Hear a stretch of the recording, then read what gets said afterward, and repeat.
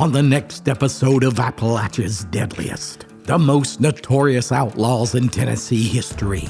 Buckle up, the boys are coming, and they're bringing hell with them.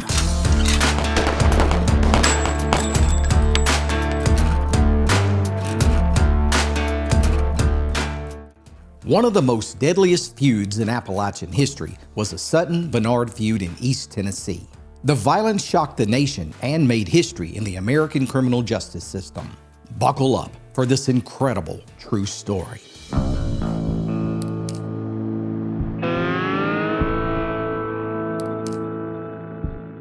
During the 1800s, the mountain vastness of Kentucky, Virginia, and Tennessee were completely isolated from the rest of America. The railroad soon opened up the most successful parts of the hills and instantly brought change to the people who previously had no contact with folks who lived in faraway towns and cities down in flatland country. However, it would be many more years before that railroad could penetrate the roughest terrain that laid at the core of Appalachia, places that were in total wilderness, absent of any roads or rails, for over 50 miles in any direction. It was a region where all the men went forth armed, where murders were almost a daily occurrence, and where the law never attempted to assert its authority. It was a land where men used their guns at incredible distances, with the skill and accuracy that a good billiard player shows with his cue. These men went forth to seek the beast and the birds of the forest sometimes, but the real use of that gun or pistol was in case the sudden need to attack or defend oneself arose. Every man was prepared for war at an instant's notice, and no man hesitated to take a life if he believed it was necessary. Many of these places became the safe havens for outlaws and hotbeds for violence. Places like Harlan, Kentucky, or Mitchell County, North Carolina. But there was no other place as inaccessible to the outside world as was Hancock County, Tennessee.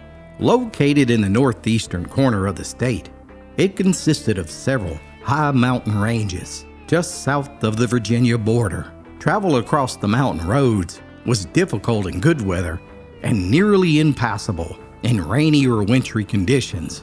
Even at the conclusion of the war between the states, there wasn't a railroad or telegraph line in the entire county that consisted of some of the most wicked mountainous terrain. It was truly a lawless land where no less than 150 men were shot down in the most deliberate fashion in the years immediately following the Civil War with the very same guns that were left over from the conflict. Yet, no man had ever been legally hanged. In fact, no adequate punishment had ever been inflicted upon the men who ruled this territory with an iron fist. That's right, there wasn't a single man above the age of 16 who didn't own several weapons, Winchester or Spencer rifles, and Colt pistols. No man dared to travel without the glistening barrel of his rifle or the lump of a pocket pistol just in case the need to use it arose. Simply put, Hancock County was ground zero for some of the most ruthless outlaws in organized crime in America.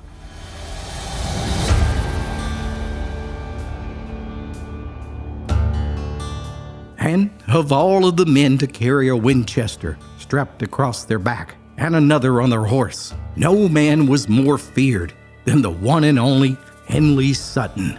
Now, old Hen was one bad dude who grew up on a steady diet of gunpowder and lead. As a boy, he watched his father kill several men in drunken brawls, and then he watched as his father walked out on him and his mama, taking everything they owned with him and leaving Hen and his mama to starve. Just barely 14 years old, Hen decided to go and get his mama's milk cow and his favorite colt back from his father, who had moved to another county. But when the boy arrived on his father's doorstep, the old man had a belly full of moonshine and was in a foul mood. To say the least, he wasn't about to give any of that property back. But within a few minutes, Hen and his father were in the midst of a bare-knuckled brawl right out in the front yard. where Hen was beating the hell out of the old man. Seeing how upset the boy was over that cow, the father had had his fill of the blows to the head, and he decided to put as much distance as he could betwixt himself and that angry boy. So he took off running so fast that you could have played a game of checkers on his outstretched shirt tail that was blowing in the wind. But the boy wasn't done teaching the old man a lesson, and he quickly grabbed his trusty Winchester and shot his father in the back, dead from a distance of 70 yards. Thus, the legend of the outlaw Hen Sutton was born. Hen Sutton had killed several more men and was never once arrested. He was a magnificent specimen of physical manhood, cunning and wily, supremely skilled in the art of combat, whether it be his bare hands, knives, or even guns. He was quick as a flash, and no foe had ever got the drop on him.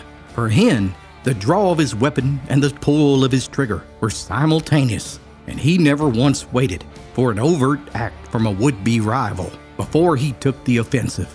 His deeds of bloodshed were many, and he was universally feared by any and all up-and-coming outlaws and lawmen alike.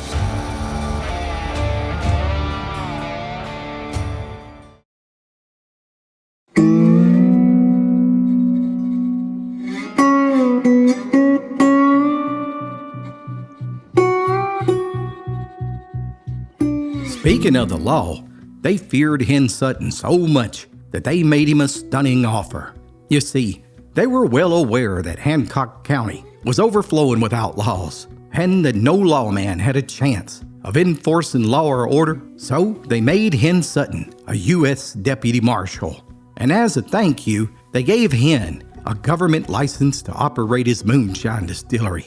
Not that any man with the last name of Sutton has ever needed permission, since he'd been operating that moonshine in open defiance of the law since he was a boy.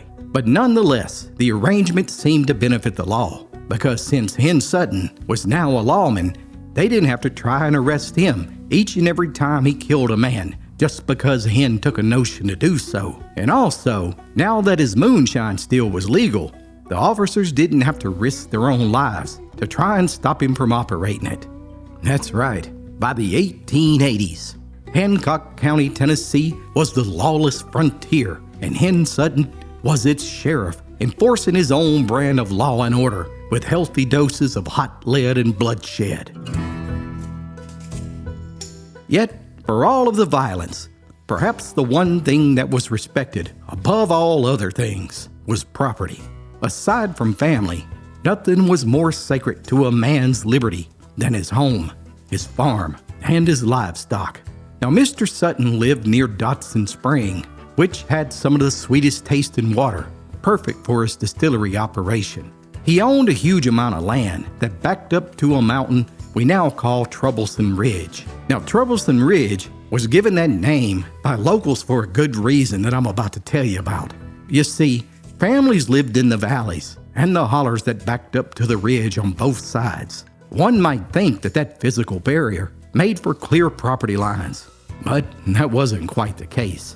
Farmers on both sides of Troublesome Ridge would let their hogs run wild on that mountain, grazing on the abundant chestnuts that covered the forest floor. Each farmer's hog was earmarked or branded with the owner's mark for identification. But being wild animals, they didn't always stay on their owner's side of the mountain. And sometimes they would venture to the other side, resulting in disagreements between the property owners.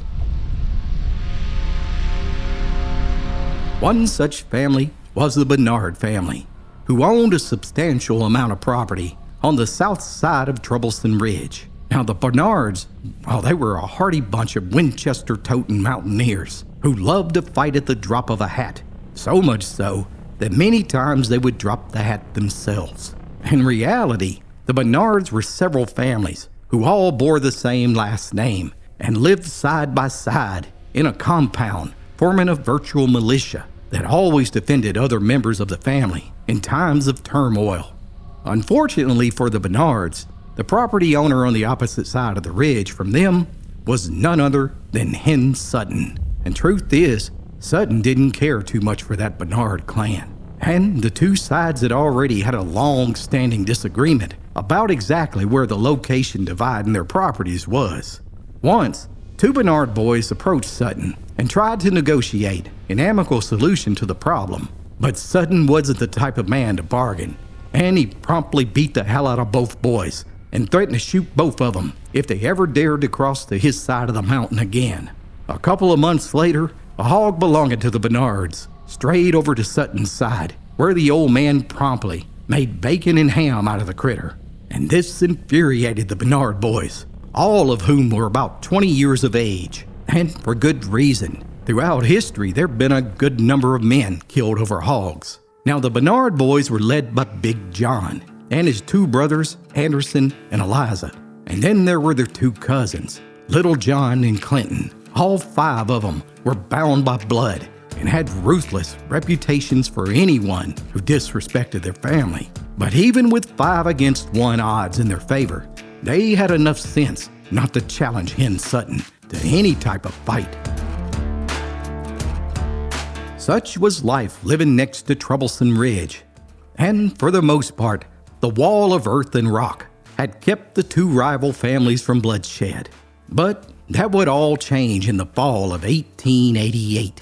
The 5 Barnard boys were out hunting on their side of the ridge when, lo and behold, there was Mr. Sutton's hogs on their side of the mountain. And this didn't appear to be a case of a couple of stray hogs, since all of Sutton's hogs had deliberately been led to the Barnard side to eat up all the food. All the Barnard boys had had enough, and they pulled their knives and stabbed as many hogs as they could catch as payback for what Sutton had done to their hog. Well, by the next morning, when old Hen found out what had happened to his hogs, as you might imagine, he was furious. And asking no questions, the outlaw mounted his horse and rode over to pay those Barnards a little visit. And when he got there, the 3 brothers were eating breakfast with their mother. Sutton ordered all 3 men out into the yard, where he promptly pistol whipped each one of them within an inch of their lives. And he probably would have finished the job had it not been for their mother screaming and begging for their lives. But before he left, he promised them the next time he saw them anywhere in public, he wouldn't be so merciful. The first blood in the Sutton-Barnard feud had been spilled, and tensions were now at a fevered pitch between the two sides. But I tell you right now, no one was prepared for what happens next. Give someone you love the gift of old-fashioned storytelling today. Click the link below to order your copy of the Appalachian Storyteller Volume 1 and 2 or the brand new book Molly's Story today. News of the Sutton-Barnard situation spread like wildfire, and wagging tongues down at the grist mills, general stores, and churches warned that if those Barnard boys knew what was good for their health and their livelihood, the best thing they could do was to pack up and move out of the county just as fast as their horses' hooves would take them. But for their part, the Barnards dug in and concocted a plan to exact revenge on Hen Sutton. You see, they knew that he spent most of his time working down at his still, and what other little time was spent back at his cabin. And attacking the old outlaw at either place was foolish, since he had fortified them against any potential threats. The Barnards knew the only chance they had against Sutton was to catch him when he was traveling from one place to the other.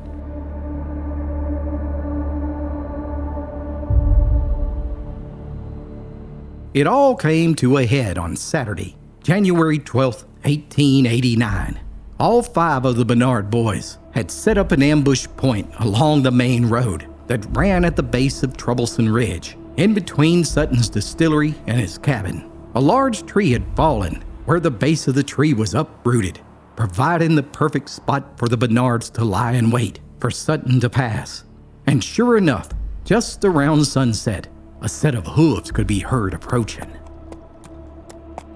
Big John ordered all of his posse into their positions, and within a couple of moments, the silhouette of Hen Sutton could be seen, with a half-cocked Winchester laying across his horse and another rifle holstered on the side of his animal. His keen eye appeared to be ready for anything, but the Barnards were ready too, with each man holding his own Winchester. And once Sutton was within 100-yard range, Big John fired the first shot, with the other 4 men immediately unloading a hailstorm of bullets. So many that the entire side of the road was clouded in smoke, and when it all cleared, Henley Sutton never had a chance. The first bullet had went right through his heart, killing the outlaw instantly.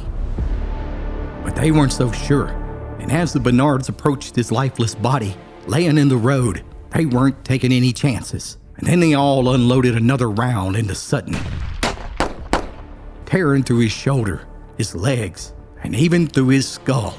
The feared outlaw, Henley Sutton, was dead. But what those Barnard boys didn't know was that just out of sight, another rider who happened to be traveling down that road had witnessed the entire shooting and quickly made his way to the nearest town of Sneedville and alerted authorities about the ambush. By daybreak, a posse of men arrived at the Barnard homestead, where Big John nonchalantly admitted to shooting Sutton. Heck, in his mind, he had done the community a favor by ridding them of the tyrant, and no one in the history of Hancock County had ever been punished for killing another man. But Sutton, he was a man of considerable connections, and all 5 of the Barnard boys were promptly charged with first-degree murder.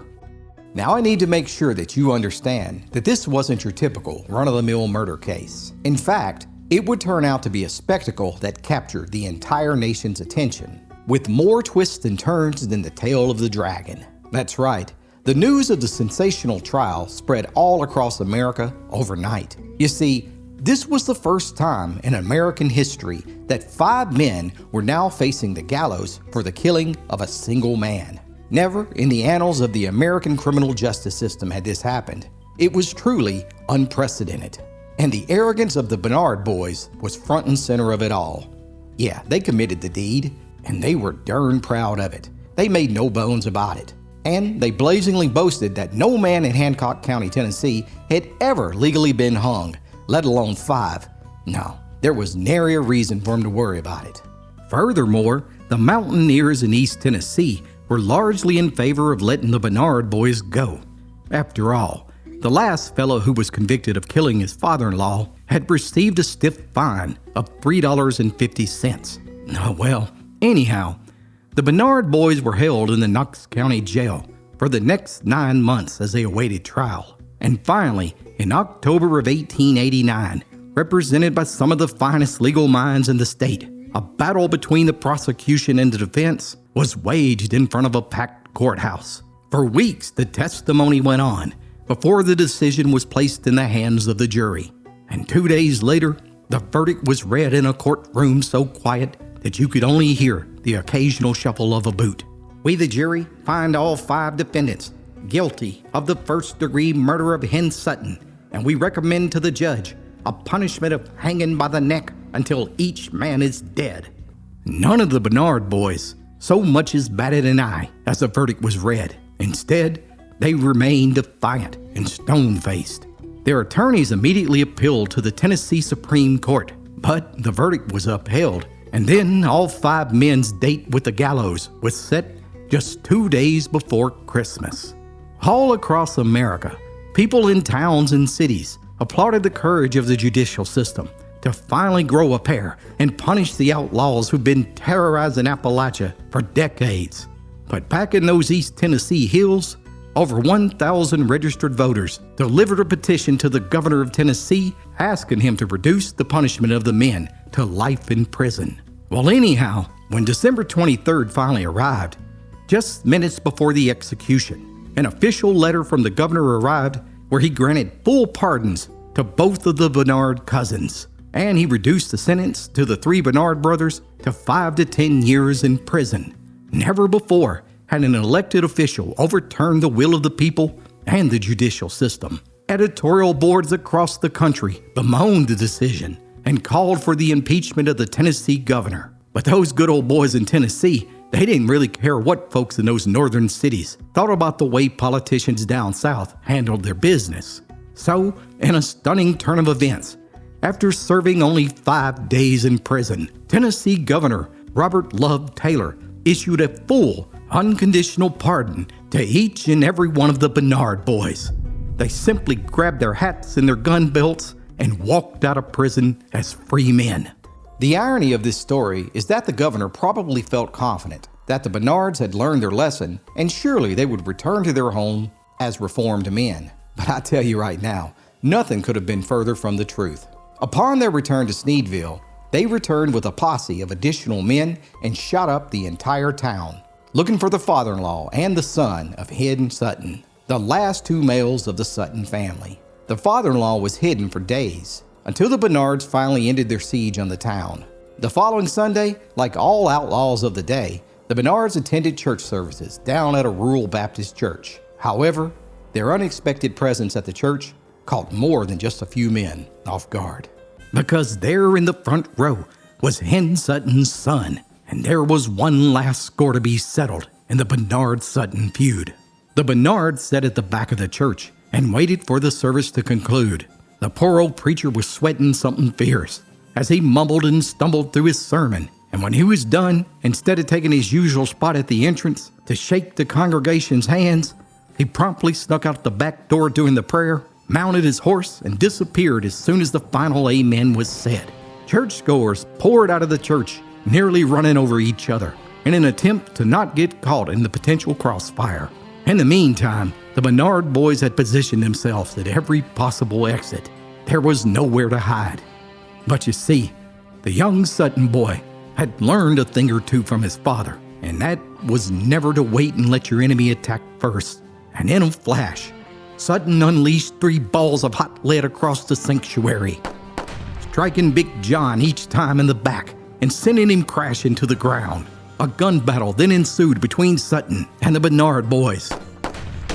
But Sutton was outnumbered and was shot several times, and when the bullets stopped, Sutton was laying in a pool of blood, taking his final breaths. Somehow, Big John had staggered to his feet and made his way to where he stood over Sutton, and then John raised his pistol one last time and fired a shot at the dying man. And in return, Sutton took one last breath and squeezed his Colt one last time, sending a bullet through Big John's heart. The leader of the Barnard boys instantly collapsed on Sutton. Both men were dead.